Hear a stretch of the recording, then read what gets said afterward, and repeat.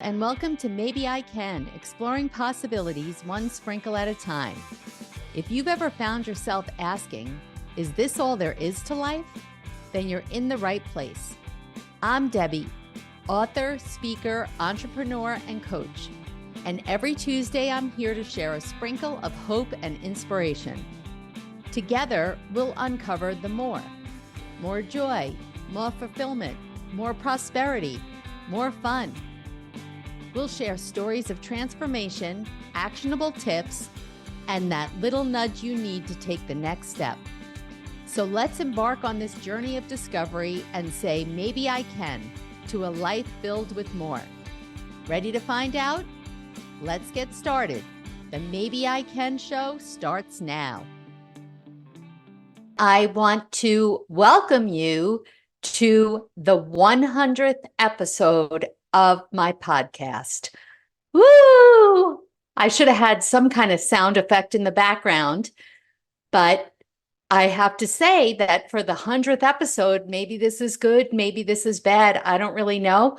I'm not prepared. I'm not prepared at all. For the next half hour, you're going to hear what's at the top of my mind. I just returned late last night from a 2-week European cruise.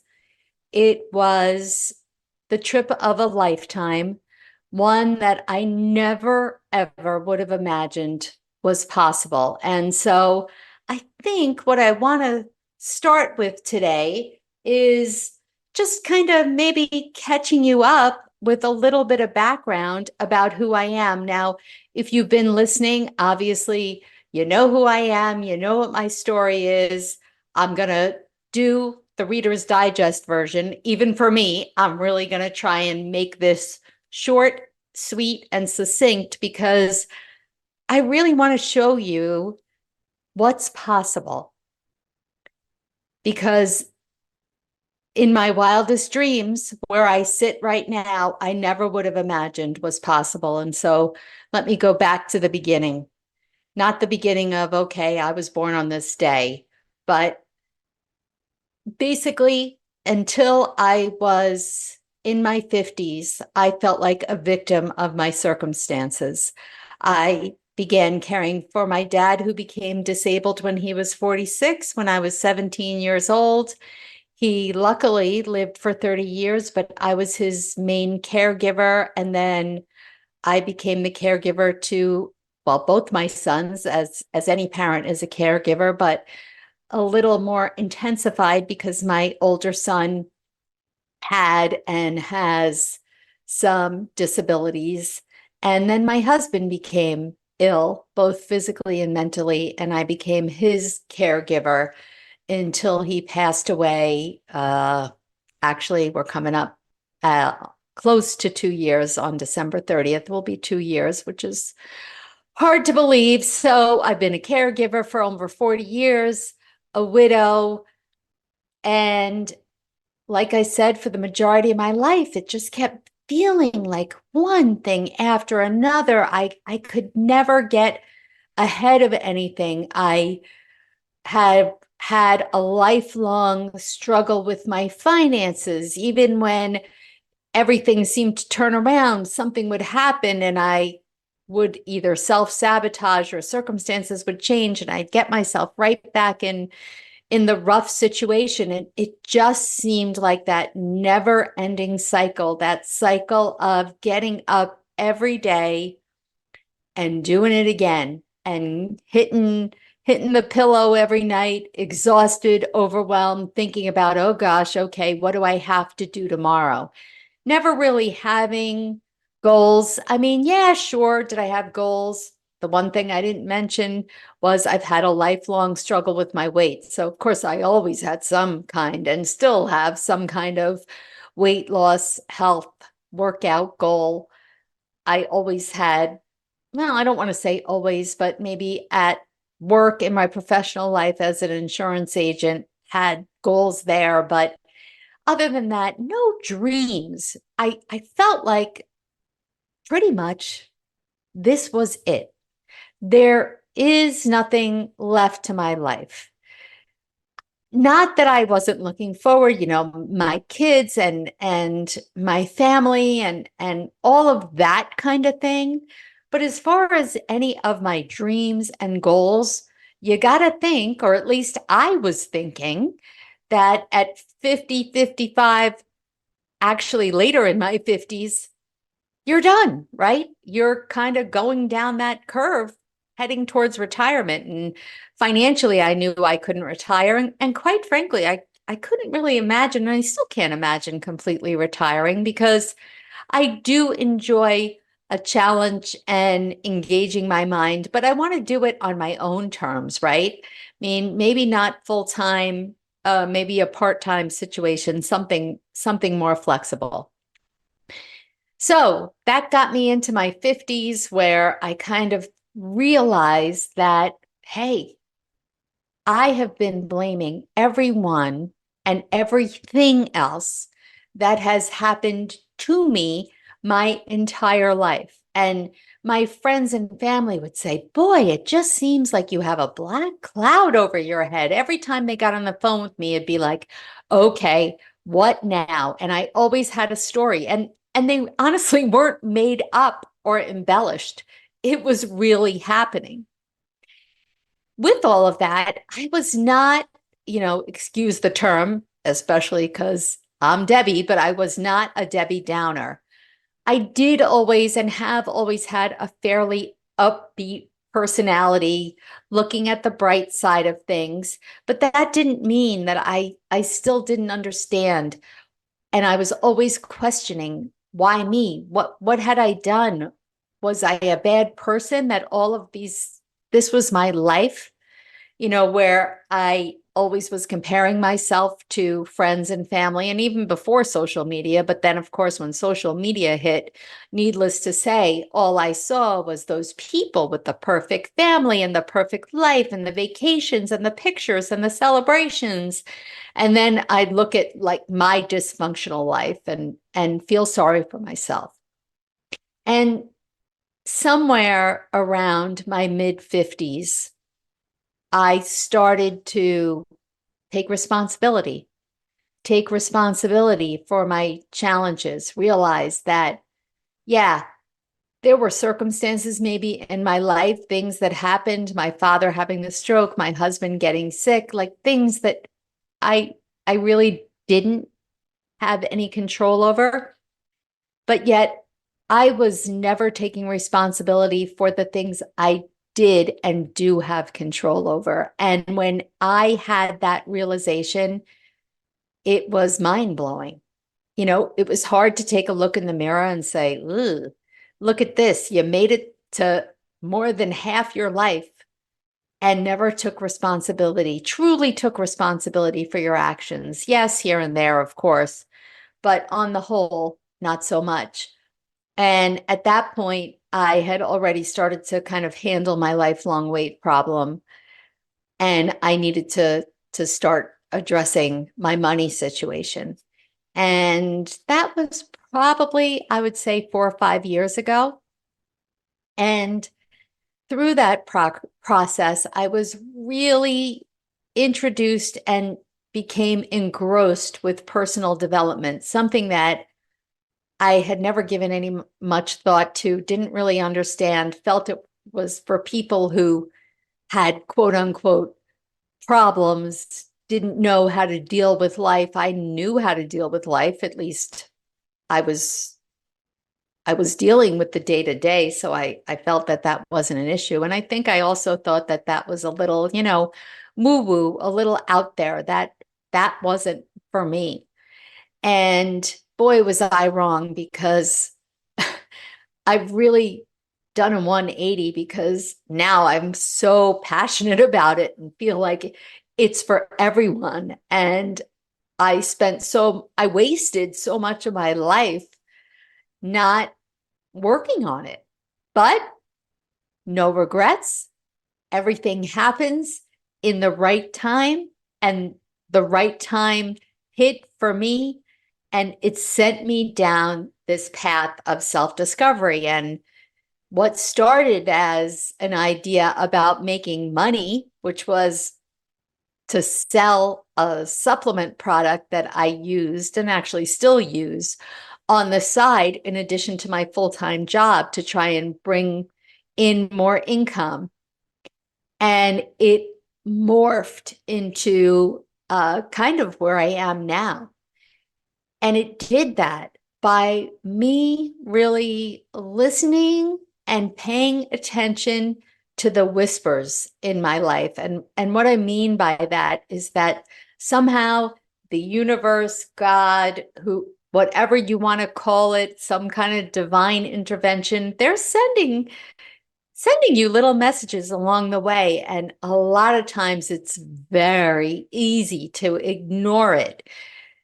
But really, what it comes down to, I think about it as trusting my gut. My gut is giving me information. And for whatever reason, usually because that information is either something I'm afraid of, and I honestly think that that is typically what it comes down to. Maybe my gut is telling me to do something, but I am scared out of my mind to do that.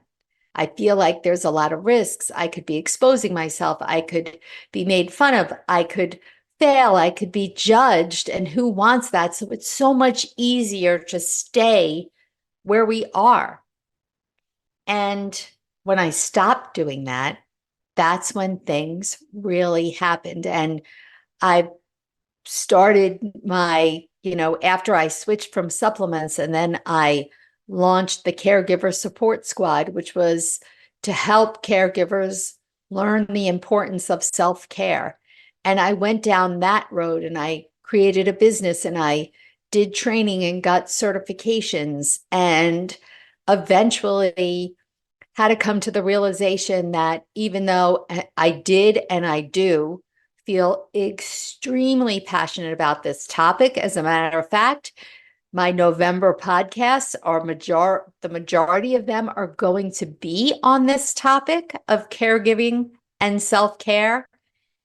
It didn't resonate with me because coaching other caregivers was very difficult for me, especially in that time when I myself was very, very heavily involved in caregiving. That was difficult for me. And so it was hard for me as an empathetic person to talk to other caregivers and hear their stories.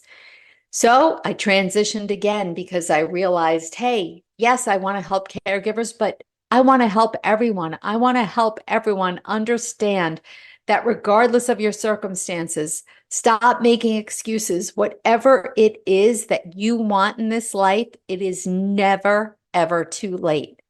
And that's the journey that I'm on now. Where that led me to was something that in my wildest dreams, it was never a desire. It was nothing that I ever thought of. I wound up writing a book.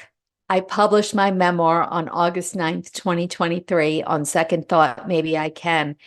And it was one of the hardest things that I've ever done, but also one of the most rewarding things. And because of that, I feel like I got a little bit of that writing author bug. And now here we are on October 29th, 2024, 2 weeks away, less than 2 weeks away, actually, from the publication of my second and really third book called The Sprinkle Effect, A Guide to Creating a More Colorful and Fulfilling Life, and the companion workbook of the same name. And if you're listening instead of watching on YouTube, I'm holding both these books in my hands for the first time, actually. And I can't explain the feeling of accomplishment and pride. And that feeling I look forward to, like when I published my workbook, my memoir, that feeling of gratitude and satisfaction when readers give me feedback and let me know how helpful it was to them. And I think that these two books are going to be even more so. because they're a little more, not a little more, a lot more hands-on and help you see personally and individually how you can transform your life, just as I don't want to say that I have, but I am in the process of doing. And I'll always be in the process, and so will you, because if we stop working on ourselves and continuing down this journey, that means that we've taken our last breath. It should never end. So here I am along this path. One of the other whispers that I listened to, and really, if I'm being honest, I didn't listen to the whispers. It wasn't until Shana, my business coach, not only whispered, she said it in a regular voice, and then she basically had to scream it at me that I should start a podcast. And a podcast was something that I was terrified of. I mean, who's going to listen to me? What do I have to say? How do I do it? I had so many questions. And for a while, I would say at least 6 months, every time that Shana brought it up, I had another excuse, or I gave another date. Well, when this, right? Like, how many of us do that? Well, once my book is published, well, once the kids are back to school, once vacation's over, or the holidays, especially now, that's the perfect thing, right? We're coming into that season where it's like, well, in January. Yeah. Okay. I had to stop. And so on May 1st of 2023, I took the plunge and launched the Maybe I Can podcast. And as I said at the beginning of the show, today is my 100th episode. And I still find it so incredibly hard to believe.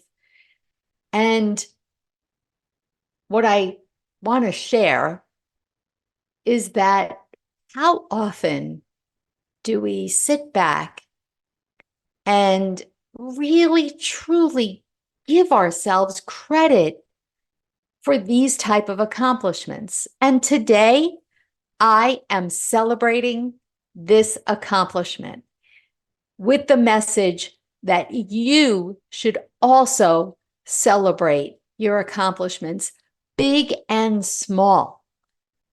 I don't know about you, but I have a tendency not to do that. I have a tendency to be like, okay, I checked the box. Book, published, check. What's next? Wait a second. How about we take a breath? I'm not saying that I can't say what's next, but there should be a pause to look back and say, man, look how far I've come. And, I also feel this way about this vacation that I just took. Because several years ago, I would never have dreamt that a vacation like this was possible for so many different reasons. Caregiving being one of them, money being another. The caregiving, my husband passed away, and that relieved a lot of my caregiving. And a piece of me feels a little guilty saying that, but it's honest. Do I want him to be alive? You damn well better believe it. In the worst way. Yesterday would have been his birthday, or it was his birthday. And if you follow me on social media, you know how deeply I miss him. But my reality is that I no longer have that responsibility. My oldest son, I'm happy to say, is doing well, and with the help of my younger son and my brother, my older son was absolutely fine. And with money, I've made changes I continue to make changes. I continue to work on it. But all I know is I am no longer going to keep putting everything off, because now I'm 61. And regardless of how old you are, I'm not saying to put yourself in a poor financial, I'm not offering any financial advice, but will there ever be a great time with money? Will I always think that it's too expensive? Maybe, maybe not.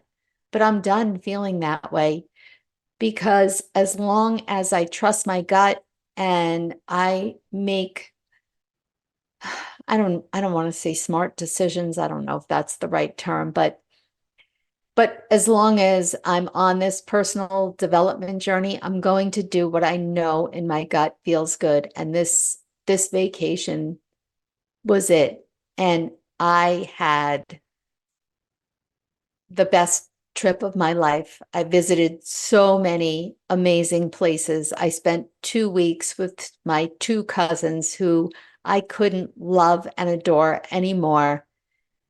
And I can't wait. I'm excited. What's going to be next? What's next? Because this was the trip of a lifetime, and I'm happy to say that I basically disconnected. If you do follow me on social media, I really didn't have too many posts. Many of the posts were pre-planned. I hardly made any reels or TikToks. Um, TikToks. Yeah, no, I just needed to take a break. And I did. I didn't check my work emails from my day job. I didn't even open them. That's amazing. And all I had to worry about every day is, what do I need to wear for where we have to visit? What's the weather? What kind of walking shoes? Those kind of things. Like, how great is that? And each place that we went and visited, and my trip was basically, we went to Rome for a couple of days in the beginning until we got on a cruise that left from Rome and visited 3 stops in Greece: Santorini, Athens, and Mykonos.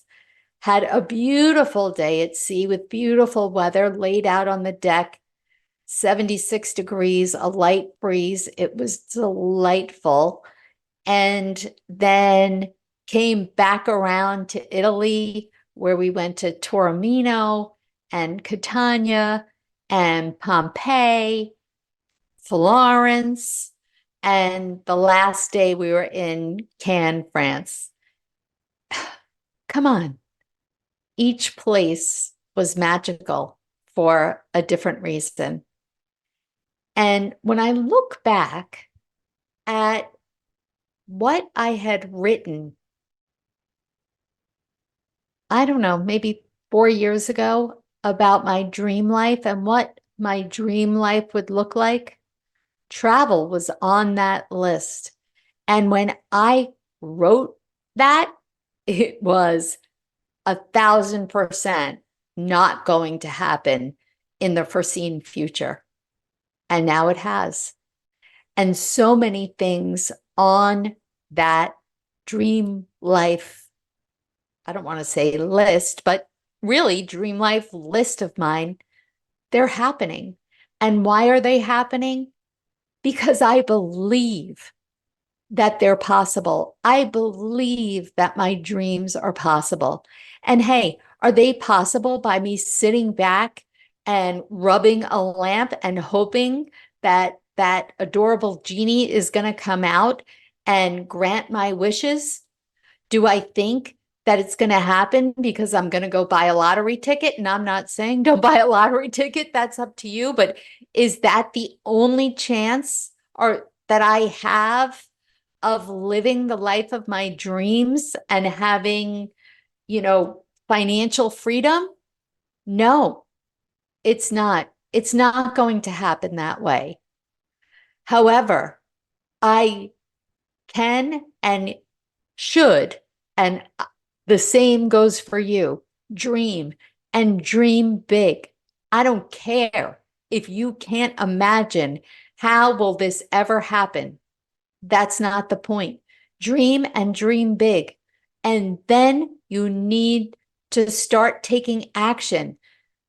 Like I said, the genie, the lottery ticket, that's all fine and good, but that's not going to get us there. We can't just wish and hope. We need to start working on ourselves. We need to start taking very small actions that will lead us down that path to get to our dreams, even if we don't know how we're actually going to do it. When I started dreaming about having financial freedom, you know what?